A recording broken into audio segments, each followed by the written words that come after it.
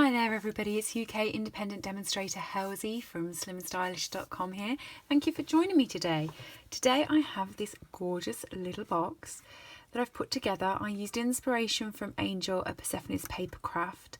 The piece of paper she had was a completely different size, but I've resized it to match this, and it's made a little box. This is 1.25 inches by 1.25 inches by 1.25 inches all the way around, and it's got this beautiful little lid on here with some double wrapped ribbon and some stamping.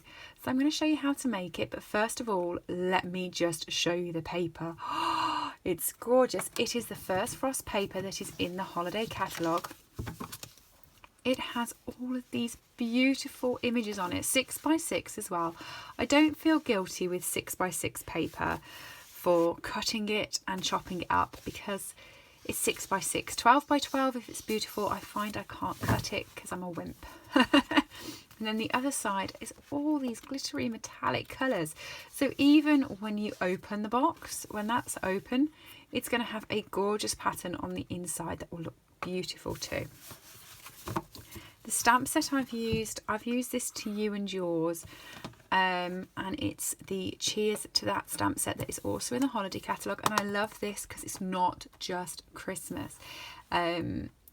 You know, you've got wedding-y, raise your glass to the bride and groom, you've got Christmas down here, but I've used this To You and Yours, and you've also got the Incarnal pattern. I didn't use that, I just used a To You and Yours, but I love this set, and it's in the holiday catalogue, but it's small and it's towards the back, so I feel it could be hidden, so do look out for it. It's a beautiful set. So the piece of paper I'm using is going to be this one. I'm going to keep with the Seaside Spray. Love Seaside Spray. This I've kept at 6 inches, but I've just knocked this down. So if you have a look, it's 6 inches by 5 3/4 inches. So I've just took that 1/4 inch off there, which will just give me that lip when it folds over. You want your scoring tool. And the measurements are quite simple. So I'm going to turn it over first of all, and on the long side, on the 6-inch side, I'm going to score it at 5 inches and 1 inch. I realise I did that really backwards. I should have said 1 inch and 5 inches, but you know, I'm a peculiar sort. And then when you do it on the other way, you want to make sure that your piece of paper, whichever way you're going to be doing it, the lip bit is going to be the top, and then it's going to fold over. So it will fold, if the lip bit is on this side, I'm not to explain this very well, you want it to be this way, because that will be the lip, and then it will all face you. If that was the lip, it would all be upside down, if you see what I mean. So we're going to put it that way. I'm going to fold it at 1 1/4, 2 1/2, 3 3/4, and at 5 inches, so that when the lip comes over, it's going to be the right way, and you're going to have the pattern at this end rather than the pattern being that way, if you see what I mean. But have a look at the end, you might want the pattern the other way, you know. So see how it works. I'm just going to fold and burnish all of these. I prefer doing the longer fold lines first. I feel you're in a bit more control of the paper, up to you. But yeah, I mean, this paper feels nice as well. This side is all foily and silky. This side is all matte and gorgeous. So there's two completely different textures going on here. It is thinner paper than our usual DSP, so be delicate with it. Delicate hands. You don't need to really, you know, be smooth. It'll be fine. So when you're coming to cutting, you want to cut off these little squares. So you've got the bigger rectangles here and you've got the little tiny ones here. Those are the ones you want to chop. And what you want to do is you want to chop slightly, ever so slightly, in on that bit. But as you're going to see this, you want to make sure it's neat. And it's just ever so slightly. And then go up straight on all of them. They won't remain straight, but for now, keep it straight on all of them.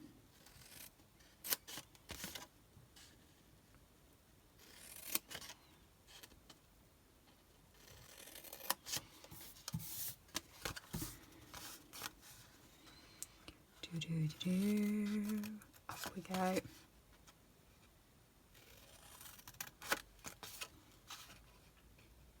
Oh, I haven't chopped it off. wondered what was hanging loose there. It's this bit. Let's chop that bit off as well. That's what I mean. When this is going to open, it's going to look like a really snowy inside thing. So this here is going to be the bottom.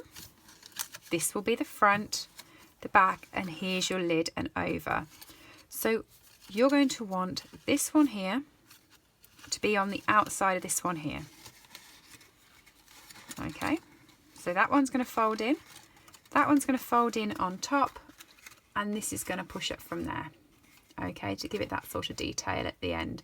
But so you only see this bit and not the others. Okay, so I'm going to start off with this one, and I'll show you how I do it. My tear and tape. Where's tear and tape? Here we go.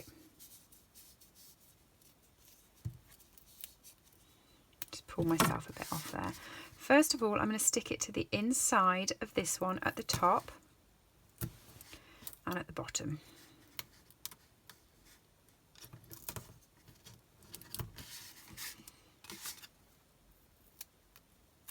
I'm also going to do it there at the top and at the bottom, because that's the bit you really want to stick very well.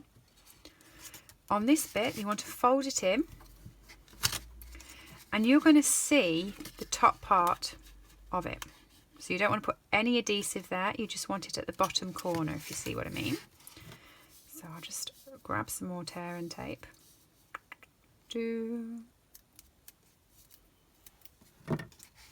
Okay, so that's the bottom corner you're going to want to do it on.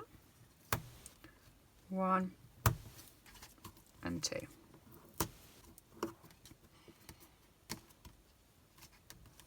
Okay, so I'm just going to pull that off.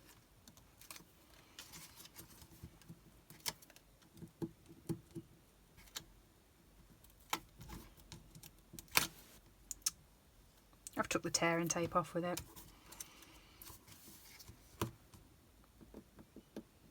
Doesn't matter.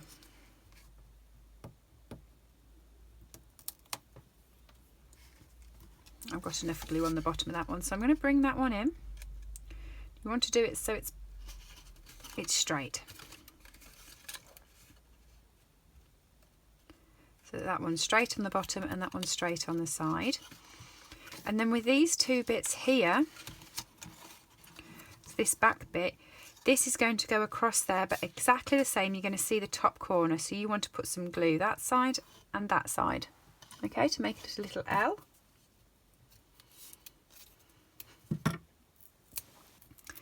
I think I managed to pull the sticky strip off because it was on the foil bit.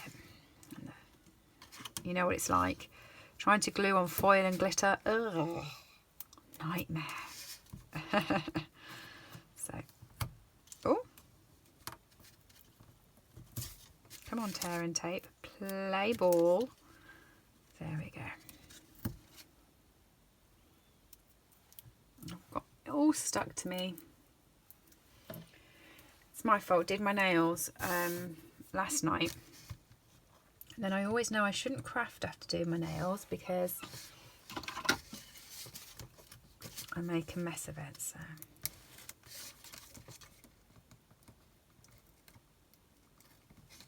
there we go. I went to a posh dinner at the weekend. I know. I haven't got a clue what to wear. Or a clue on anything really. Shoes, handbag, nothing. And I just thought if I do my nails now, then it'll be one less thing to panic about before the actual dinner. So I'm just folding that in, putting it down. And that's the base of your box pretty much done. So you know I said we're not going to leave these straight. These two here we're just going to chop into. But it's easier once you've actually assembled it to see which ones you're doing it to. And you're just going to chop in there and chop in there. Chop in there and chop in there, so that this just folds inside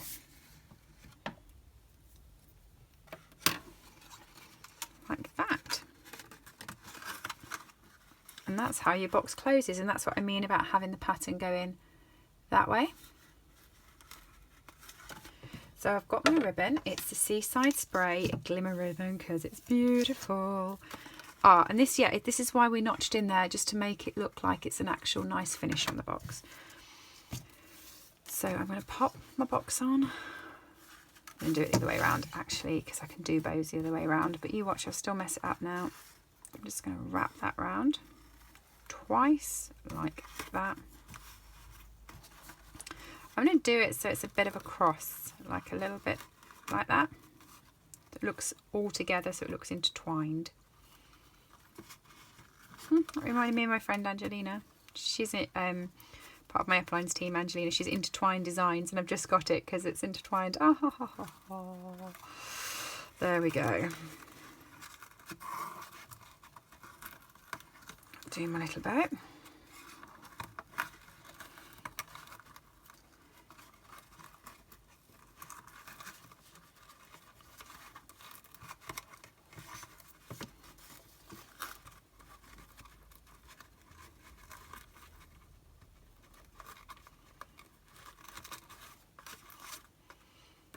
And snip.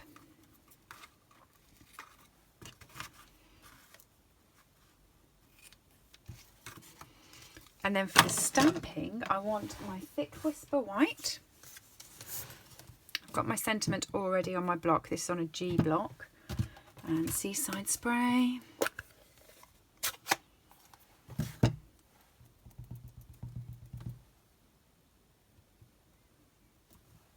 To you and yours. I do quite like that sentiment because it can be used for anything really.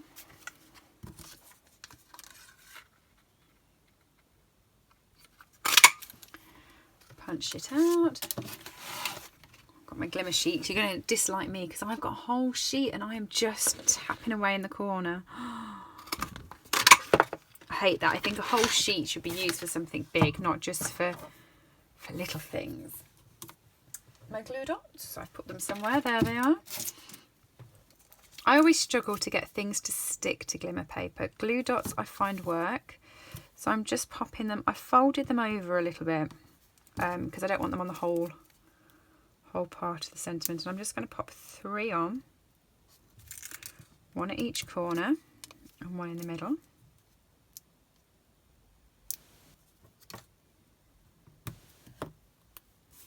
On the top part, and then I'm just going to pop it on to the silver window sheet. Silver glimmer paper. Mini dimensionals. So I'm going to pop 3 of these on as well because I want it to be sturdy and puffy, especially as it goes onto the flap.